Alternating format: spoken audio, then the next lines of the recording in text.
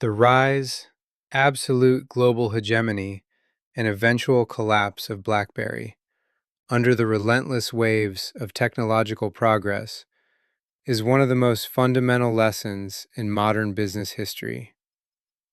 This story begins in 1984 in Waterloo, Canada, with the vision of a small engineering firm called Research in Motion, RIM, founded by Mike Lazaridis and Douglas Freegan. At that time, digital communication was in its infancy, and wireless data transmission seemed like an impossible dream. However, the founders of RIM realized that the future lay in the mobility of information. The company's early years were marked by great difficulties. They experimented for years with wireless modems, LED displays, and pager technologies. RIM's first major leap occurred in the mid-1990s. The interactive pager 900, introduced in 1996, was one of the first devices to allow two-way messaging. But the real revolution came in 1999 with the introduction of the BlackBerry 850. This was not just a communication device. It was the first real mobile business tool, where people could read and respond to their emails anywhere and at any time. The push email technology created by the company ensured that information was delivered from the central server to the device in real time, forever changing the pace of the business world. By the mid-2000s, BlackBerry had become more than just a device. It was a status symbol. The golden age of BlackBerry was a period of hegemony rarely seen in technology history. The company's security protocols were so strong that even U.S. President Barack Obama and other world leaders saw these devices as the only choice. The BlackBerry Enterprise Server (BES) system had brought the encryption of corporate data to such a level that it seemed invincible in the face of cyber attacks. At the same time, the BlackBerry Messenger (BBM) service created a closed, exclusive social network among youth and professionals, bringing brand loyalty to its peak. People exchanged PIN codes, typed at incredible speeds on the physical keyboard, and became so addicted to the device that they called it Crackberry. RIM's market share was growing steadily, and its revenues were measured in billions of dollars. The company was the absolute dictator of the market in both hardware and software. However, this unprecedented success created a dangerous complacency and strategic blindness in management. The dual leadership model between Mike Lazaridis and Jim Balsillie, while bringing balance to the company in its early years, turned into internal strife that would paralyze the decision-making process during the crisis. The engineering culture within the company was so dominant that marketing and user experience were seen as secondary issues. They believed that if a device was reliable and the battery lasted a long time, users would look for nothing else. The first and most decisive blow to the fall was struck in January 2007, when Steve Jobs took the stage in San Francisco to introduce the first iPhone. When the iPhone was introduced, BlackBerry management made a huge mistake by analyzing it purely from an engineering perspective. They characterized this device as a toy that would be forgotten in a few months, citing the iPhone's poor battery life, the unsuitability of the touchscreen for typing, and security gaps. RIM engineers believed that a phone was primarily a communication tool. Apple was offering a new reality where the phone was a mobile computer and entertainment center. Google's entry into the market with the Android platform made the situation even worse. Consumers no longer wanted just email. They wanted to browse the internet in full format, watch high-quality videos, and benefit from thousands of applications via the App Store or Google Play. BlackBerry, however, insisted on its outdated Java-based operating system. It was extremely difficult and expensive for developers to write applications for BlackBerry, which caused the platform to fall behind in the ecosystem race.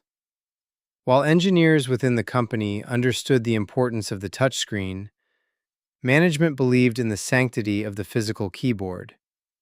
Lazaridis personally believed that people would never get used to writing on glass.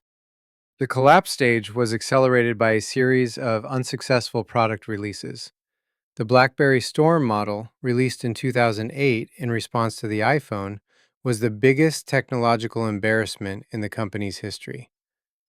The SurePress clickable touchscreen technology was flawed both mechanically and in terms of software. Devices froze, screens broke, and customers complained en masse. This was the first fatal blow to the reliability image that BlackBerry had built over decades. The Playbook tablet, introduced in 2011, was an even greater example of a lack of vision. The tablet did not have a built-in email and calendar application. Users had to connect the tablet to a BlackBerry phone just to check their messages. A global network outage in the same year left millions of users without communication for days. This event prompted even the most loyal corporate customers to switch to iPhone and Android devices. Although the BlackBerry 10 operating system was introduced with great hopes in 2013, the market share had already dropped below 1%. For app developers, this platform had already become a dead zone.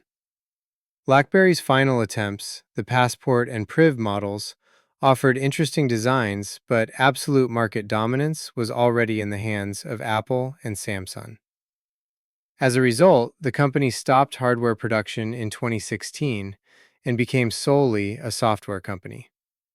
BlackBerry reshaped itself by selling cybersecurity and automotive software instead of phones. The lessons to be learned from this tragic collapse of BlackBerry should be the handbook of every business structure today. The first and most critical lesson is the innovator's dilemma. This term was popularized by Clayton Christensen, and BlackBerry is its most vivid victim.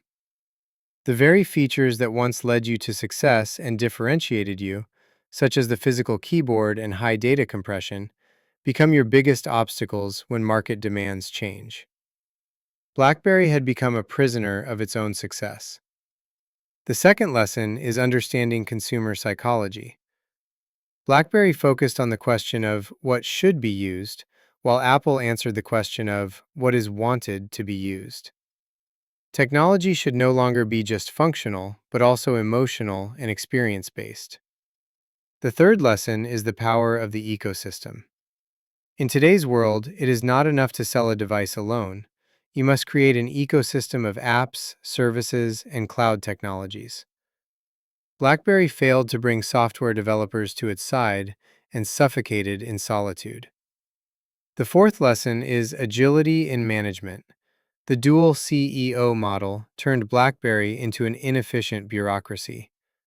Decisions dragged on for months while competitors came out with a new innovation every single week. Ultimately, the story of BlackBerry is the defeat of arrogance in the face of competition. This collapse proved that even the most massive empires can disappear in a short time when they resist change and fail to capture the spirit of the times. Adaptability is a superior survival tool to intelligence and existing resources. BlackBerry taught us that if you do not dare to replace your product with a better one, your competitors will do it for you, and more ruthlessly. The company's downfall also showed that engineering excellence alone is not enough. Just because a product is technically the best does not mean it will win in the market. User habits and emotional bonds are often more decisive than technical specifications. Today, the BlackBerry name lives on only in the field of cybersecurity, but its void in the mobile phone world will always be remembered as the greatest lesson in technology history. The fact that those who once stood at the pinnacle of technology have become only a story today is a be careful message for every new generation of companies. Every leading company must ask itself, are we today's BlackBerry? Can we see tomorrow's iPhone? The answer to these questions determines whether a company will exist in the next decade. The market is ruthless. It does not forgive slowness and those who live with the triumphs of the past. BlackBerry's story is the greatest monument to this ruthlessness. Now this name remains in the archives of the digital world, only as a legend telling how they once had everything. The philosophy of bankruptcy is that it is easy to look down when you are at the top, but you need deep, intuitive foresight to feel the ground slipping beneath your feet. The day BlackBerry lost this feeling, it was actually already bankrupt. It just took a few years for the numbers to confirm it.